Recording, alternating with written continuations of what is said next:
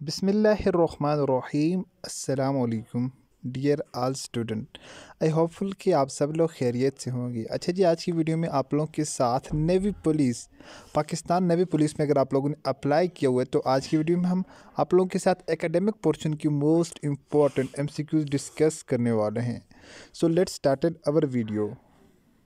तो बिना आप लोगों का टाइम वेस्ट किए मैं आप लोगों को ले चलता हूँ वीडियो की जानब।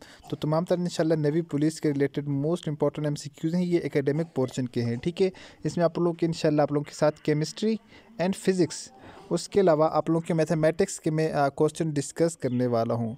सो let's started our video. First of all आप लोगों ने वीडियो को लाइक कर देना है, और अगर चैनल पर फर्स्ट टाइम आए हैं तो प्लीज़ चैनल को सब्सक्राइब कर दें और साथ बेल आइकन के बटन को नोटिफिकेशन ऑल कर दें, ताकि इस तरह से नेवी पुलिस से रिलेटेड आने वाली तमाम इंफॉर्मेटिव वीडियो की अपडेट हमेशा की तरह आप लोगों तक पहुँचती रहे।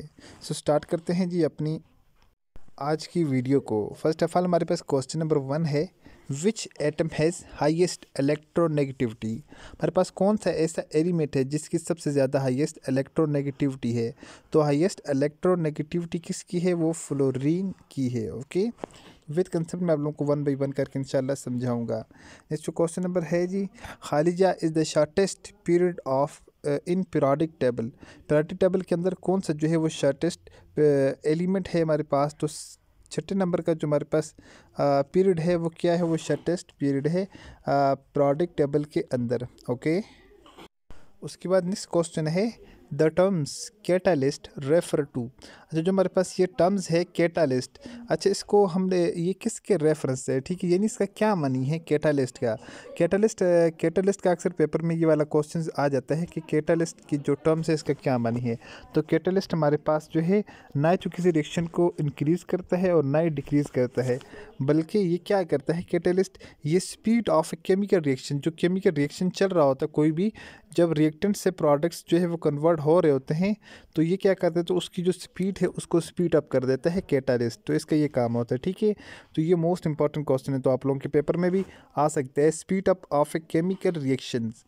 तो आप लोगों के साथ छोटी सी अनाउंसमेंट पे मैं आप लोगों को बता दूं, अगर आप में से किसी स्टूडेंट ने हमारा पेड सेशन ज्वाइन करना है तो उसमें आप लोगों को A to Z इंशाल्लाह वर्बल, नॉन वर्बल, एकेडमिक के तमाम तर चीज़ों के आप लोगों को पहले वीडियो लेक्चर मिलेंगे।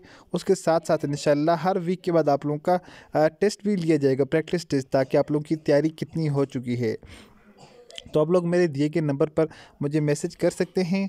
तो नेवी पुलिस का इंशाल्लाह आप लोगों को कोर्स कंटेंट आप लोगों को ईच एंड एवरीथिंग प्रोवाइड की जाएगी विद कंसेप्ट, एप्टीट्यूड, रीजनिंग के साथ। ठीक है, व्हाट, व्हाई, हाउ, जो मेन चीज़ होती है, यानी ये क्वेश्चन क्या है, क्यों है, किस तरह सॉल्व करना है। तो इंशाल्लाह ईच एंड एवरीथिंग आप लोगों को वहाँ पर समझाई जाएगी।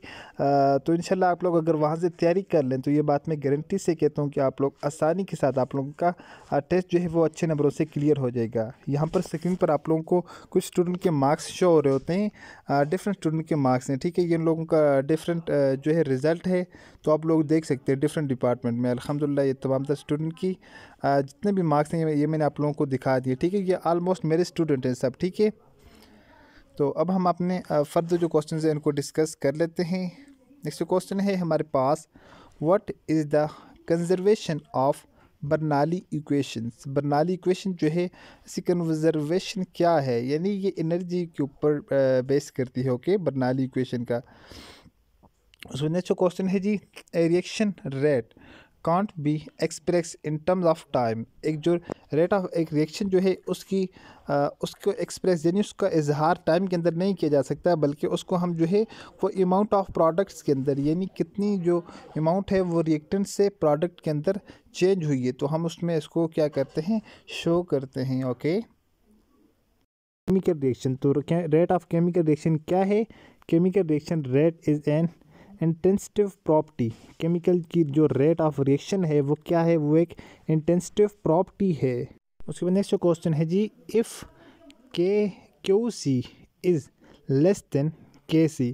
अगर जो हमारे पास QC की वैल्यू है वो अगर KC से कम है तो क्या होगा, reaction will move forward direction. तो रिएक्शन क्या करेगा, फॉरवर्ड डायरेक्शन में क्या मूव करेगा। अगर हमारे पास KC, ये दो टर्म्स है कि है QC is less than KC। ठीक है जी, अगर QC की वैल्यू KC से कम है और KC की वैल्यू ज़्यादा है QC से, तो हमारे पास क्या होगा, जो रिएक्शन होगा हमारे पास, रिएक्शन हमारा जो है वो रिएक्टेंट से प्रोडक्ट में जाएगा, यानी बैक साइड से फॉरवर्ड की जाने मूव करेगा। ओके,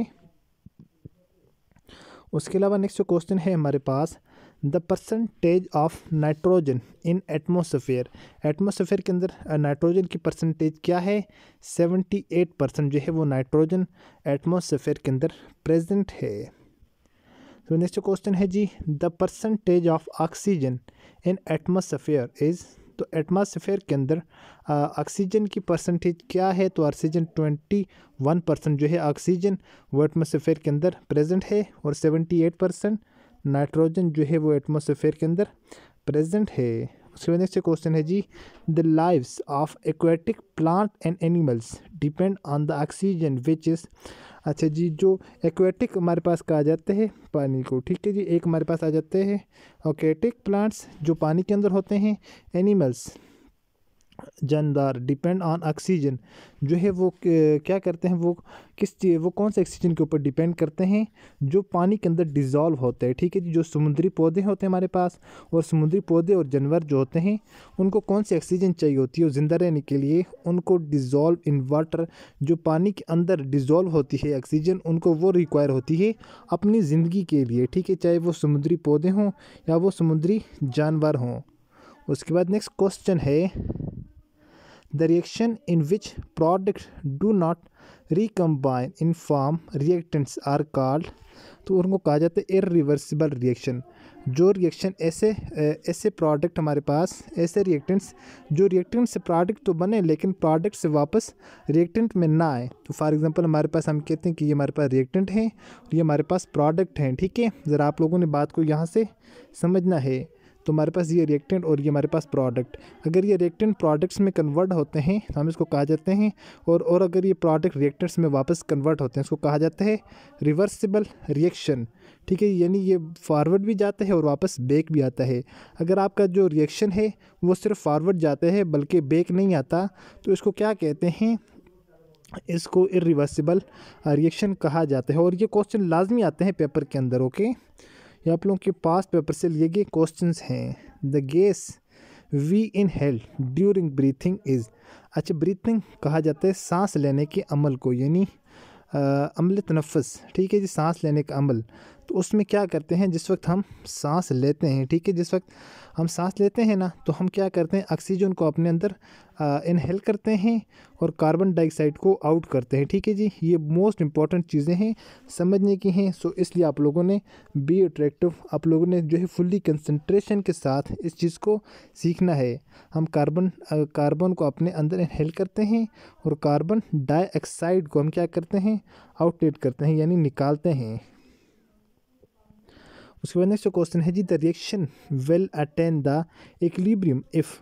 तो हमारे पास जब क्या होगा, किस वक्त एक रिएक्शन जो है उसकी इक्विलिब्रियम किस वक्त होगी? उसकी रिएक्शन की इक्विलिब्रियम जिस वक्त क्यू सी की जो है वैल्यू के सी के बराबर हो, mean Q C is equal to K C. तो हमारे पास क्या होगा, रिएक्शन अटेन इक्विलिब्रियम। तो रिएक्शन क्या होगा, इक्विलिब्रियम की तरफ जा रहा होगा, यानी उसने इक्विलिब्रियम रिटेन कर ली होगी। सो नेक्स्ट जो है, specific rate constant for backward reactions. Backward reaction के लिए हमारे पास एक स्पेसिफिक जो है कांस्टेंट रेट होती है हमारे पास, वो कौन सी है? हमारे पास वो होगी कांस्टेंट इज़ लेस देन सब, ठीक है, is greater than R, is less than slash सब। ये आप लोगों के पास ये ऑप्शन नंबर जो सी है थर्ड नंबर पर, ये आप लोगों ने याद रख लेना है। पहले कांस्टेंट के है, फिर उसके बाद सब, उसके बाद आर डिस्टेंस, उसके बाद सब आगे, ठीक है जी। ये आप लोगों ने इसके प्रॉपर पैटर्न याद रख लेना है, क्योंकि ये आप लोगों के पेपर में आने वाला है क्वेश्चंस। नेक्स्ट जो है, at equilibrium state when reaction causes to proceed it is called. इसको क्या कहा जाता है? इसको स्टैटिक इक्विलिब्रियम कहा जाता है, ठीक है। जिस वक्त रिएक्शन जो है वो प्रोसीड हो रहा हो, मतलब जो रिएक्शन है वो रिएक्शन जिस वक्त हमारा सीजीज हो रहा हो, ठीक है जी, ceases to proceed it is called static equilibrium, sorry, okay.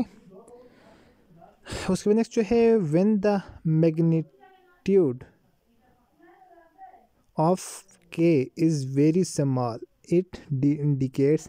अच्छा, जिस वक्त हमारे पास मैग्नीट्यूड होगा कांस्टेंट का, यानी के का हमारे पास मैग्नीट्यूड होगा वेरी स्मॉल, बहुत कम होगा, तो क्या होगा, अमाउंट ऑफ प्रोडक्ट्स इज़ निगलिबल। तो अमाउंट ऑफ प्रोडक्ट जो हमारे पास है वो ना होने के बराबर होगी, यानी बहुत ही कम होगी। ओके, उसके बाद हमारे पास अच्छा, उसके बाद नेक्स्ट जो क्वेश्चन है जी, the number of electron in noble gases. तो नोबल गैसेस का जो उनका हर शेल है उसमें कितने इलेक्ट्रॉन होते हैं, क्योंकि उनके जो नोबल गैसेस होते हैं जो पीरियोडिक टेबल के एट द लास्ट जो ग्रुप के अंदर होते हैं, आपको पता है, तो वहाँ पर उनको किसी भी एटम की ज़रूरत नहीं पड़ती, तो इट मीन उनके आक्टा जो है वो कंप्लीट होते हैं।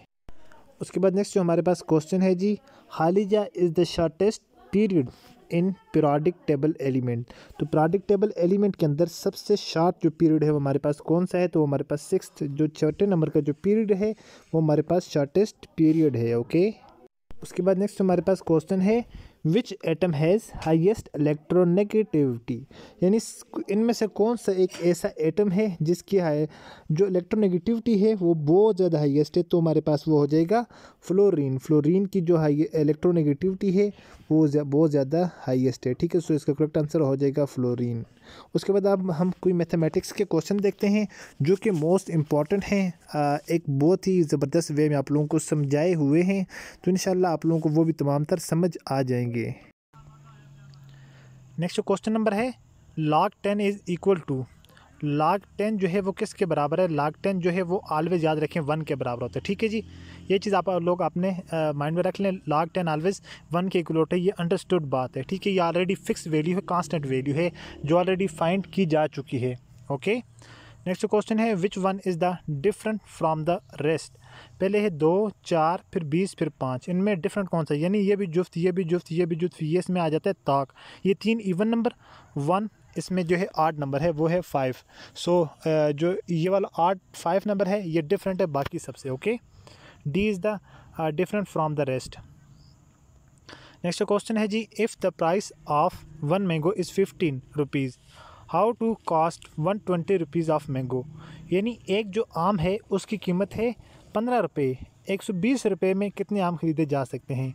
तो हम सिंपली से क्या करेंगे, 120 को हम 15 के ऊपर डिवाइड कर देंगे, तो हमारे पास जो है हम करेंगे 8, 15,000 8 हमारे पास हो जाते हैं 120, 8 है 80, 8 पंजे 40, 80 और 40 120 हो जाते हैं। ओके, ये हमारी सिंपल वे, यानी आपने क्या करना है, आपने 120 को 15 के ऊपर डिवाइड करना है, आपको जो है वो पता चल जाएगा, 8 आमों का प्राइस आपको पता चल जाएगी, क्योंकि एक आम की कीमत 15 रुपये है और जो है 120 में कितने आम आएंगे, 120 में जो है वो कितने आम आएंगे, तो 120 में 8 आम आ जाएंगे।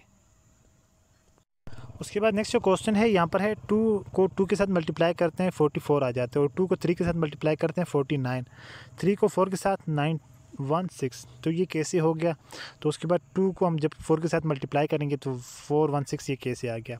फर्स्ट ऑफ ऑल समझते हैं इसके फॉर्मेट को। यहाँ पर है 2 मल्टीप्लाई बाई 2, यानी यहाँ पर ये जो 2 है इसको भी स्केयर लिए हुए, यहाँ पर ये 2 का भी स्केयर, 2 2 ज़ार 4, 2 2 ज़ार 4, इट मीन इसका 44 हो गया।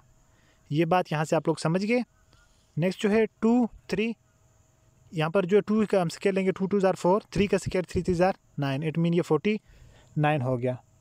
ओके, उसके बाद यहाँ पर है, यहाँ पर 3 3 ज़ार 9 लिख दिया, 4 4 ज़ार 16। सिंपल आप लोगों ने जो आएगा इनका स्केयर दोनों का आप लोगों ने जस्ट वो लिखते हैं। यहाँ पर हम 2 का स्केयर लेंगे, 2 2 ज़ार 4, और यहाँ पर हमारे पास नेक्स्ट है 4 का हम स्केयर लेंगे, 4 4 ज़ार 16, यानी हमारे पास 416 इसका करेक्ट आंसर आ गया है। ओके, नेक्स्ट क्वेश्चन है जी, लॉग बेस इज़। तो लॉग जो होती है, लॉग की जो ऑलवेज बेस होगी, बेस उसकी ऑलवेज 10 होगी। ठीक है जी, लॉग बेस, लॉग की जो इसकी बेस होती है, बेस ऑलवेज 10 होती है, विच इज इक्वल टू 1, जो 1 के बराबर होती है। ठीक है, log 10 is equal to 1, log की जो बेस होती है वो ऑलवेज 10 होती है। ये चीज़ आप लोगों ने याद रख लेनी, ये कांस्टेंट चीज़ें होती है। ठीक है, अंडरस्टूड चीज़ें हैं। नेक्स्ट जो है यहाँ पर किस चीज़ को आप लोगों ने जो है +6 आ जाए। अब यहाँ पर आप लोग देखें मल्टीप्लाई बाई 2 6 आ जाए, यानी ये जो मल्टीप्लाई है इसका मतलब होता है पावर ऊपर। ठीक है, यानी किस चीज़ को हम मल्टीप्लाई करें हमारे पास 36 आ जाए, तो यहाँ पर किस चीज़ की पावर, 6 की पावर, यानी आप लोग 6 का स्केयर लेंगे, 6 मल्टीप्लाई बाई 6 करेंगे, आप लोगों के पास 36 आंसर आ जाएगा। वेरी सिंपल क्वेश्चन होते हैं, बहुत ईजी होते हैं, जो कि आप लोग आसानी से कर सकते हैं। 80% ऑफ 320 80% को आप लोग किस तरह सोल्व करेंगे। यहाँ पर आप लोगों ने लिखा 80, तो परसेंट का ऑलवेज मतलब होता है 100 डिवाइडेड बाई 100 मल्टीप्लाई बाई 320। आप लोग जिस वक्त इसको सोल्व करेंगे 256 आपके पास आंसर आ जाएगा। ओके, नेक्स्ट क्वेश्चन है जी a plus B A two minus B multiply by 2, ठीक है। बी की पावर यहाँ पर लिखी हुई है। तो जिस वक्त यहाँ पर आप लोग देखें इसका जो है ये हमारे पास फार्मूला यहाँ पर आ जाएगा। ये फार्मूले को हम ओपन करेंगे, हमारे पास आंसर आ जाएगा a dash power 3 minus B.